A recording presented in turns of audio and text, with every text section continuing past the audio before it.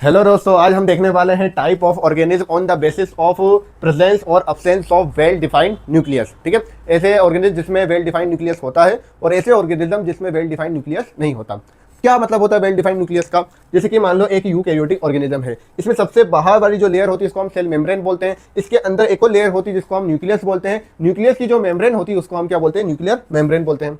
अब जिसके पास nuclear membrane present होती है उसको हम बोलेंगे वो वेल डिफाइंड न्यूक्लियस है, और जिसके पास न्यूक्लियर मेम्ब्रेन एब्सेंट है उसको हम बोलेंगे कि वो वेल डिफाइंड न्यूक्लियस नहीं है। तो सबसे पहले हम देखते हैं प्रोकैरियोटिक क्या होता है। अगर हम इसके वर्ड्स को तोड़ें तो प्रो मतलब क्या होता है? प्रिमिटिव। प्रिमिटिव मतलब क्या होता है दोस्तों? पुराना, है ना? बहुत पुराना जो होता है दोस्तों उसको हम प्रिमिटिव बोलते हैं। और कैरियोटिक का मतलब क्या होता है? कैरियोटिक का मतलब होता है न्यूक्लियस। तो जो पुराने जमाने के जो न्यूक्लियस है उसको हम बोलते हैं प्रोकैरियोटिक। जो नए जमाने के हैं जो हम हैं उसको हम क्या बोलेंगे? यूकैरियोटिक। अब पूछेंगे बच्चे सर प्रोकैरियोटिक में क्या आते हैं, यूकैरियोटिक में क्या आते हैं? प्रोकैरियोटिक में हमारे सारे के सारे बैक्टीरिया आते हैं। अभी आप इतना याद रखिए, प्रोकैरियोटिक में सारे बैक्टीरिया आते हैं। अगर मैं यूकैरियोटिक की बात करूं तो इसमें प्लांट्स आते हैं और ह्यूमन्स आते हैं और एल्गी आते हैं, फंगस आते हैं। एक तरीके से आप समझ लीजिए कि बैक्टीरिया को छोड़ के जितने भी है सब किसके अंदर आते हैं? आपके यूकैरियोटिक के अंदर आते हैं। एनिमल किस में आते हैं? यूकैरियोटिक के अंदर। हम ह्यूमंस किस में आते हैं? यूकैरियोटिक के अंदर आते हैं। प्रोकैरियोटिक में कौन आते हैं? बैक्टीरिया। अब इसके कैरेक्टरिस्टिक्स देख लेते हैं। सबसे पहली बात होगी न्यूक्लियर मेम्ब्रेन। आपको ये सेल मेम्ब्रेन दिख रही है क्या? आपको कोई अंदर न्यूक्लियर मेम्ब्रेन दिख रही? नहीं, इसका डीएनए से खुले के अंदर रखा हुआ रहता है, कोई भी न्यूक्लियर मेम्ब्रेन नहीं होती है। तो पहली बात करते हैं न्यूक्लियर मेम्ब्रेन, तो यहाँ पर न्यूक्लियर मेम्ब्रेन एब्सेंट होती है और यूकैरियोटिक में न्यूक्लियर मेम्ब्रेन प्रेजेंट होती है। दूसरी बात करते हैं हम वेल डिफाइंड न्यूक्लियस की।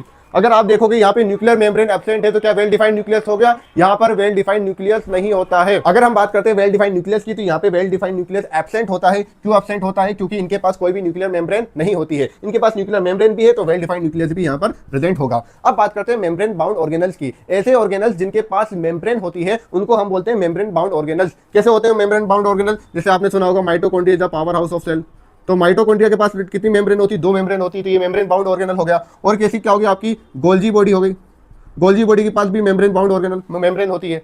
तो ऐसे ऑर्गेनल जिनके पास भी मेम्ब्रेन प्रेजेंट होती है वो प्रोकैरियोटिक के अंदर नहीं आते। वो सब किसके अंदर आते हैं बेटा? यूकैरियोटिक के अंदर। प्रोकैरियोटिक के अंदर मेम्ब्रेन बाउंड ऑर्गेनल वाले ऑर्गेनल्स जो होते हैं वो क्या होते हैं? एब्सेंट होते हैं। अब बोलोगे सर फिर राइबोसोम कैसा गया? राइबोसोम के पास मेम्ब्रेन नहीं होती है।